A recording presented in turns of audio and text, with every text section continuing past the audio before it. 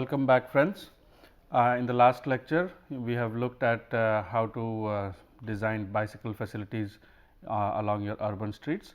We will now continue that lecture.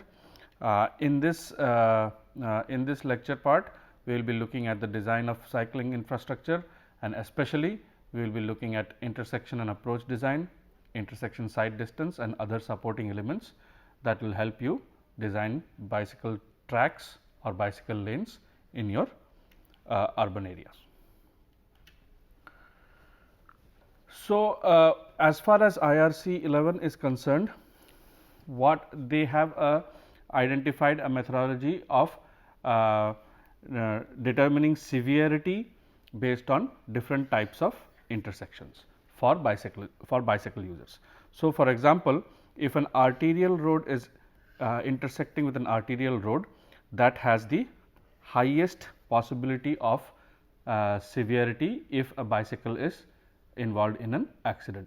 So, when you are designing any bicycle lane which is at an intersection of two arterials, one has to be very careful and the design has to be very safe.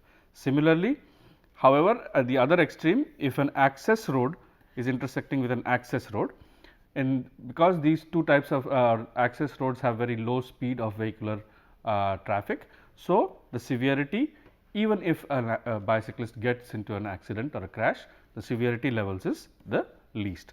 So, there is this type of a matrix that IRC recommends based on severity. IRC also recommends that traffic lights are or traffic signals are not very are not the most safe way of negotiating a bicyclist through an intersection. They would rather one should rather design for roundabouts or grade separated intersections in case of bicyclists. So, the best design would be roundabouts or the traffic circles. If there are smaller circles, if there are smaller roundabouts, they are sometimes called traffic circles. So, in case of bicyclists at an intersection, IRC recommends having a roundabout rather than a traffic signal. Traffic signal is maybe the second best option as when it comes to safety, right. Grade separated options are always the last options because essentially they are very expensive to build and maintain, and hence although they may provide the best form of safety, but we are always that is always the last option to have to be constructed at an intersection. So, again there are different types of intersections: roundabouts, signalized junctions, grade separated and unsignalized intersections which have traffic calming associated with it, right. This is the type of intersection which we often see or observe in our urban areas, where two lanes or two roads intersect, but there is neither a roundabout, there is neither a traffic signal, there is a unsignalized intersection. So, when two lanes intersect and there is no signal or no roundabout at the junction, or it is an uncontrolled intersection, then it has to be traffic calmed. So, there has to be some traffic calming measures that needs to be taken, so that the bicyclist can safely negotiate the intersection. So, similarly, this is what this table shows you the different types of different types of intersections between different types of road categories, and what is the most likely form of traffic control that should be in place in order for the bicyclist to safely negotiate that intersection. So, if it is two arterials that are intersecting, roundabouts at all the 3 or 4 arms should be provided, right. Even if it is a T junction which has only 3 arms, you can still design a roundabout for that kind of a junction, and obviously, if it is a 4-armed junction, you can have a roundabout. The next option should be signalized, and the option after that should be grade separated for motor vehicles. The final option is grade separation for the cyclists. Now, these grade separation for the cyclists are only a very recent phenomenon that is being adopted by some of the developed nations in Europe in Europe, especially in the Netherlands, you would see some major intersections that sees a lot of bicycle traffic. They have great separated arms at the intersections, which are meant to be used by bicyclists. Now, we do not see any such intersection in India yet, but if the case requires such an intersection or such a need for an intersection, there is always an option that IRC has provided this. Similarly, you can read through the different types of other options that are available to you, especially when different types of intersections are or different types of roads are intersecting with each other. But always remember, give preference to a roundabout as opposed to a signal, and if there is if two low volume roads are intersecting, then there has to be traffic calming measures provided, especially if they are unsignalized, right. If they are unsignalized, there has to be traffic calming, such as some rumble strips or narrowing of the road at the intersection, and so on and so forth.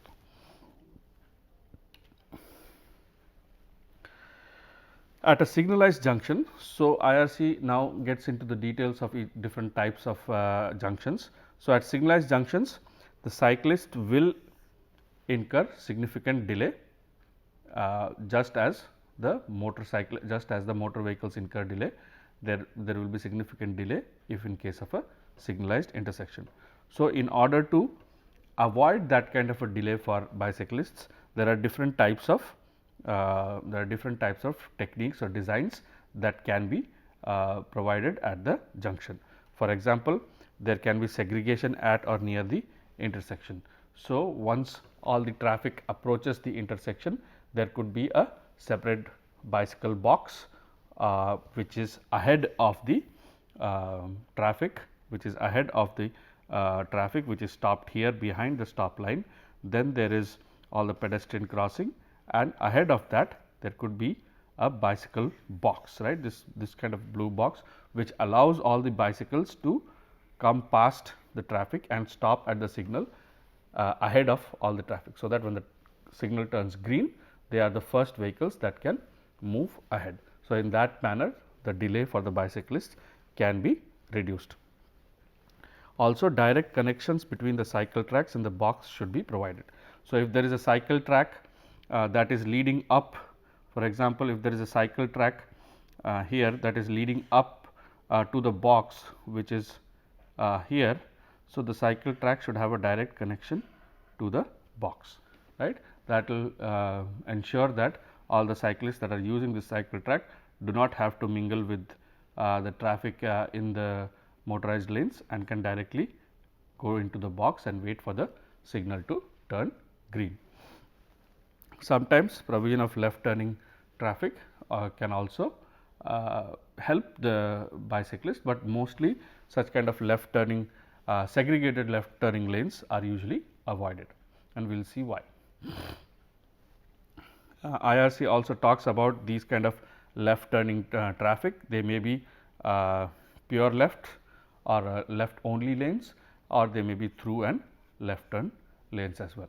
So, if the bicyclists, if there are no cycle tracks along this route, and the bicyclists are sharing this kind of a right of way with the motorized vehicles, in that case left turn lanes or left only lanes sometimes are allowed, but it is often recommended that segregated left turn lanes should be ignored, because what happens is, if you happen to have a segregated left turn lane and you have a continuous free left free left for vehicular traffic, then the pedestrians or even the bicyclists that are trying to cross this road will always be at conflict with the left turning vehicles. So, usually segregated left turning lanes are not something that is recommended, but in certain low volume cases you can allow segregated left turns, because if the vehicular volume is less and the cycle volume is high, then in order to reduce the delay for the cyclists who are trying to turn left, you can allow segregated left turn lanes. Also, speed table can be used as a calming device. We have already talked about speed tables when we have looked at pedestrian crossings. So, they are nothing but a raised platform that allows cycles and pedestrians to cross the intersection. So, that kind of raised crossing always helps in calming the traffic, calming the motorized vehicle traffic. It reduces their speed, but they are always definitely second best, because as we said, signalized junctions are the second best solutions. The best solutions are roundabouts.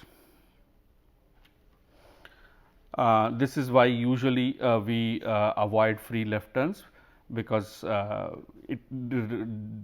studies have shown that there are no significant benefits to waiting motorists, and at the same time it causes a lot of friction between the merging motorists and the crossing of the pedestrians and the bicyclists. Though it does reduce the crossing distances in very large intersections, but there are more cons than pros, and hence we usually try to avoid free left turn lanes even for bicyclists. The next thing to design for is to take into consideration what is called the intersection side distance, especially when the intersection is non-signal or is unsignalized, right. So, what usually happens is, if a bicyclist, for example, is here and he or she is approaching unsignalized intersection, and if his line of sight is blocked by a bunch of trees here, for example, it may be anything, it may be parked vehicles, it may be a building, anything that obstructs his or her line of vision of and he or she is unable to see this approaching vehicle, which is also moving towards the intersection, then what might happen is this cyclist may or may not be able to safely negotiate through this intersection, right. Especially because this is unsignalized, he or she may not be able to apply brake in time, or maintain speed so that they are safely able to negotiate that intersection, and so on and so forth. So, usually what is seen is that there should be a sufficient sight radius that should be provided, sight radius or sight distance that should be provided in order for this non-motorized form of transport to safely negotiate any traffic that is coming from the opposing direction or from the perpendicular direction, right. So, what usually happens is, say at instance A, at certain time period A, the vehicle the cyclist is here, and because of these trees he or she is not able to see this, but at a next instance, maybe 5 seconds later, the bicyclist has now moved up to this position, and the vehicle has also moved up to this position, and now this is the first time that he or she is able to see this vehicle, but he or she only has about 10 meters left, whereas here if there was no obstruction, he had the bicyclist would have had almost 55 times the distance, and that would have allowed him or her to safely negotiate, whereas now he has only 1/5 the distance, and this may cause some kind of a crash situation between the motor vehiclists and the bicyclists. So, this kind of side distance, intersection side distance is very important, especially in case of unsignalized intersections for bicyclists.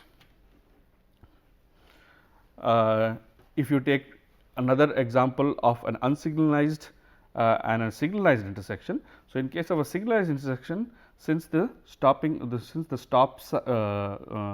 bar is very close to the intersection, at that point in time, and the vehicle and the bicyclist would be stationary. So, for a signalized intersection, he or she would not require much of a stopping side distance, because he or she is already stopped at the stop bar, which is very close to the intersection. Now, his line of sight is pretty clear to all of the vehicles. So, the distance A, the stopping side distance A, shorter stopping side distance is also permissible, whereas when somebody is approaching an unsignalized intersection, it is always advisable to have a larger stopping side distance, so that he or she can see this motorized vehicle and take a decision whether to brake or to go through the intersection. In order to calculate what that distance should be or what this distance d a should be, we can simply use the principle of similar triangles.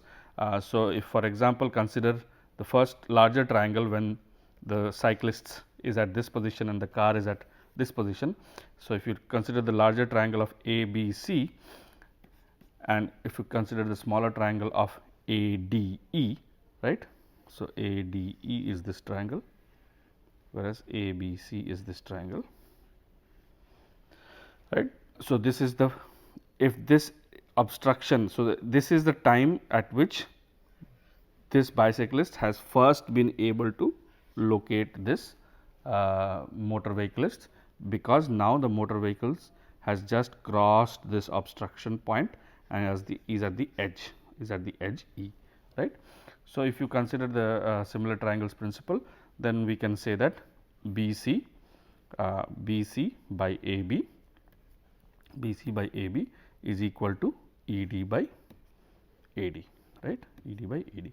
Now, BC is the distance that this vehicle would have to travel in order to meet the bicyclists at this point, right. So, that is dB, and AB would be the distance that the bicyclist would have to travel in order to meet the vehicle at this point. So, that is dA. ED we already know is the distance between the point where at the corner point of the obstruction and the linear distance between the corner point and the straight line of sight of the bicyclists, that is A. And AD is nothing but the entire distance dA minus B is this distance, right. B is the distance of the edge of the obstruction to the straight line of sight of the car, right. So, if you know all these, each of these distances, you would be able to predict what dA should be, or you will be able to measure what dA should be, and that much of sight distance has to be provided, and any obstruction that is in between the line of sight should be removed. So, if you look at a quick numerical, a tall building is located 25 meters from the straight line of sight of the car at point C and 50 meter from the straight line of sight of the bicyclist at point A, right. So, there is a tall building. So, this obstruction is a tall building, right, that is located 25 meters from here. So, that is B is equal to 25 meters and 50 meters from the straight line of sight of the bicyclist. So, this is the line of sight of the straight line of sight of the bicyclist, and it is located 50 meters. So, A is equal to 50 meters. Determine the values of A, B and the sight distance available to a bicyclist located at position A. If the car is at C and is approaching an unsignalized intersection, which is 60 meter away. So, this is 60 meters away. So, if you have to know what is a minimum dA that should be provided, you can again simply use this similar triangles principle. You already know dB to be equal to 60 meters, dA you have to calculate, A is 50 meters which is given, and dA minus B, where B is 25 meters which is already given. So, you can calculate that at least 150 meters before approaching the line of sight, the straight line of sight of the vehicle, the cyclist has to be at least 150 meters away, so that he or she can see that vehicle that is moving at whatever is the safe speed at that intersection. So, any obstruction that disallows this type of distance should be taken away, should be cut, or the intersection should be so designed that at least 150 meters of sight distance is provided to the bicyclist. The next thing, the next item that IRC looks at is the pavement surfaces on which such bicycle lanes or bicycle tracks are provided. They are similar to pavement surface materials for pedestrians as well. So, we have already looked at what type of materials should be provided for pedestrian crossing. So, these type of surfaces are similar for bicyclists as well. What has been noticed is that if there are bicycle tracks that are provided, usually there are parallel and perpendicular cracks that develop, and each of these cracks are very minor, but they do develop 13 mm cracks, and there are some projections. Projections are nothing but abrupt rises in the surface of the travel way, such as these that result due to maybe crude patching or drainage grates that have sunk. So, such kind of projections and cracks do make the surface uneven and does not provide a good comfort level to the bicyclists for bicycling on these surfaces. So, such type of preventive maintenance has to be taken care of, so that the surface is smooth. If you look at the different types of pavement surfaces that can be provided, 5 different qualities are usually compared for each of these different types of surfaces that can be provided for bicycle tracks. The 5 qualities include ride quality or evenness, skid resistance, ease of maintenance and repair, the capital cost involved, as well as the cost of maintenance and repair.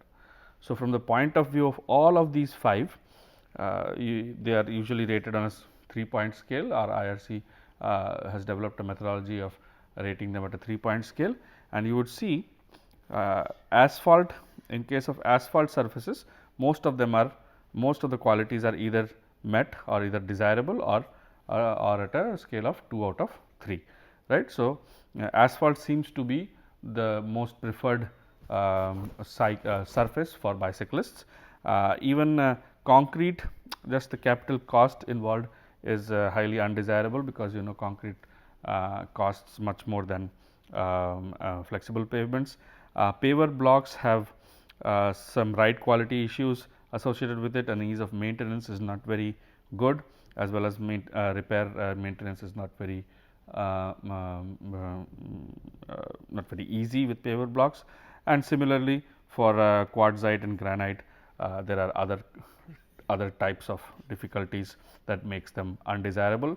So, most likely you will encounter bicycle tracks that are asphalt, and some of them could be concrete as well, especially if you can take care of the capital costs. Next, IRC recommends certain traffic calming measures in order for the cyclists to feel comfortable while they are riding either in their cycle tracks or along with motorized vehicles as well. These are especially especially important if for example, a cycle track is meeting a motorized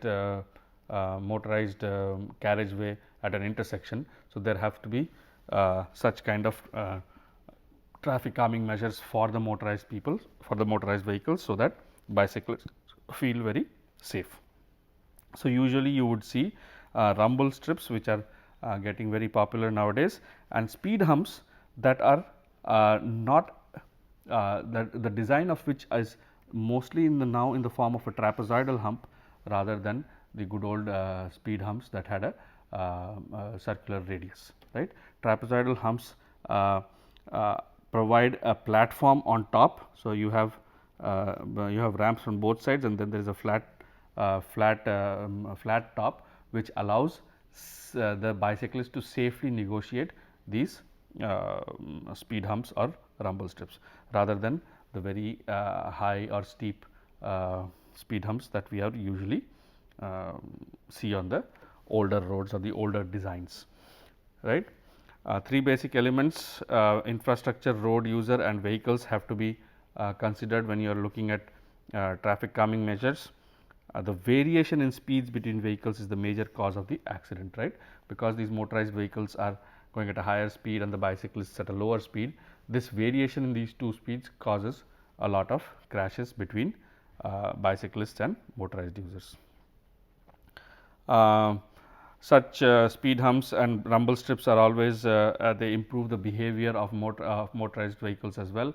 So, unless you put these measures in place, psychologically the motorist always believes that the urban road or the any street is for motorized vehicles only. So, unless and until you have such measures in place, such kind of behavior will not change. Lastly, there are a lot of signs that IRC has recommended. Firstly, different types of regulatory signs have to be in place so that they can be enforced. You might have seen no parking signs along the bicycle lanes. If there are dedicated bicycle lanes, there may be no parking, especially of motorized vehicles or any other bicyclists also parking on the bicycle lanes sometimes is also witnessed. So, those kind of signs have to be put in place, and then of course, they have to be enforced also, but the first step is to put these signs up and make people aware of these facilities. Some highways do not allow bicycles also. So, bicyclists also have to be aware of which facilities are for them and which are not for them. They should not, for example, bicycle on expressways or grade separated highways. That is not for them. Then you have compulsory cycle tracks for cycles only. You could also have shared use paths, which are both for cyclists and pedestrians. They may be segregated, right. One side of the track may be for bicycles and for pedestrians, and the other may be for bicycles. And also there may be certain lanes where bicycles share the lane with buses. So, there are different types of signs which are very essential for the users to understand and be aware of them, so that enforcement becomes easy and transparent. Next category of signs are the warning signs, right. You have to give way to bicyclists or pedestrians, especially when such kind of separated tracks or paths are crossing the motorized tracks. In that case, you have to, the motor vehicle has to give way to them.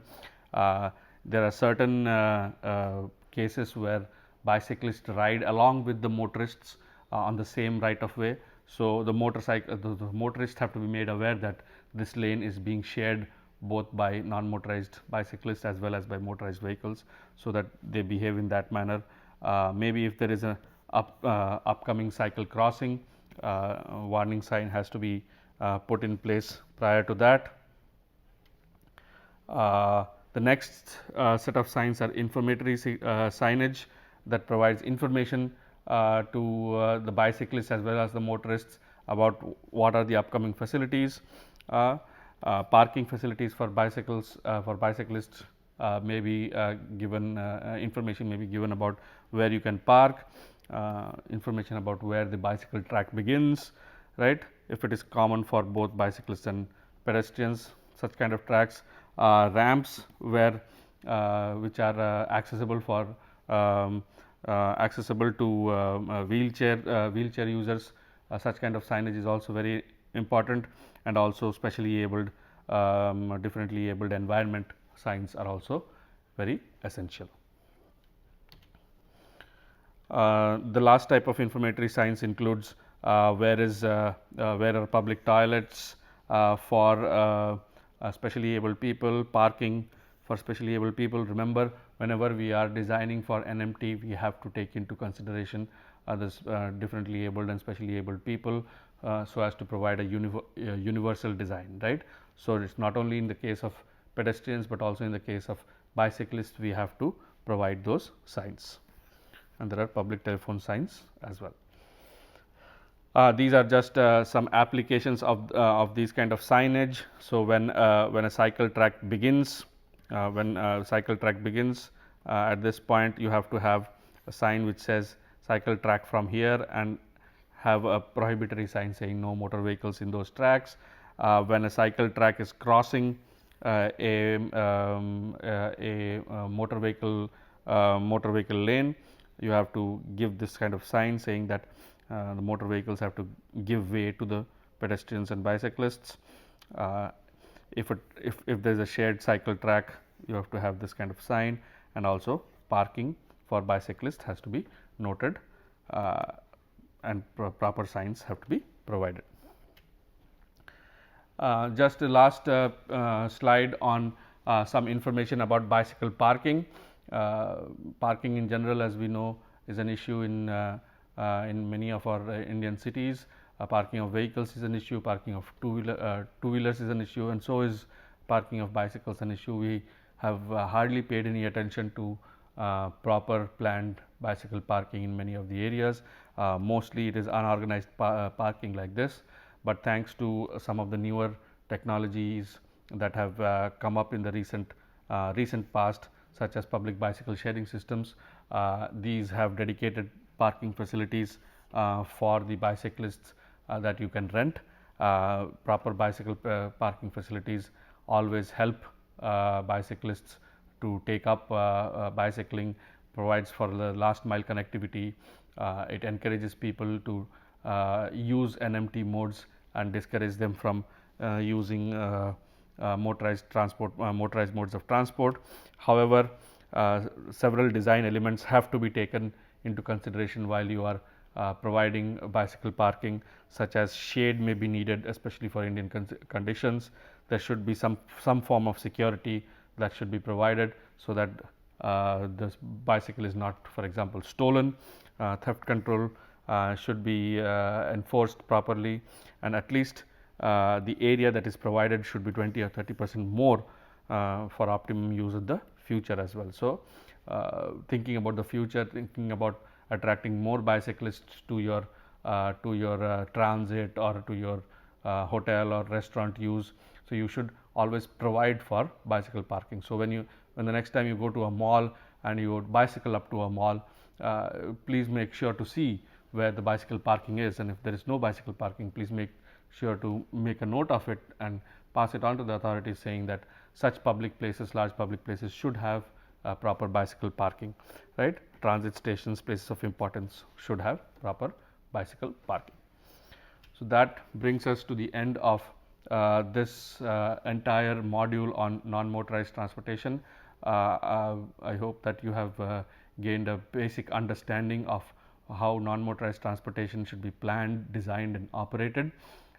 These are the references for this set of lectures, but by now you must have had all the references that was given to you over the last 4 weeks.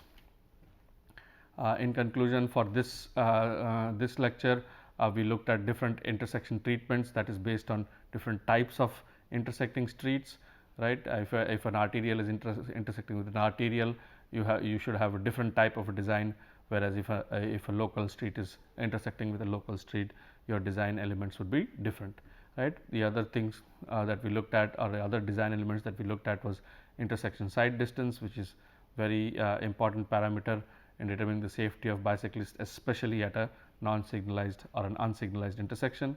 And lastly, we gave you an brief overview of how parking elements, what parking elements should be taken into account when you are looking at designing parking facilities for bicycles. Thank you very much.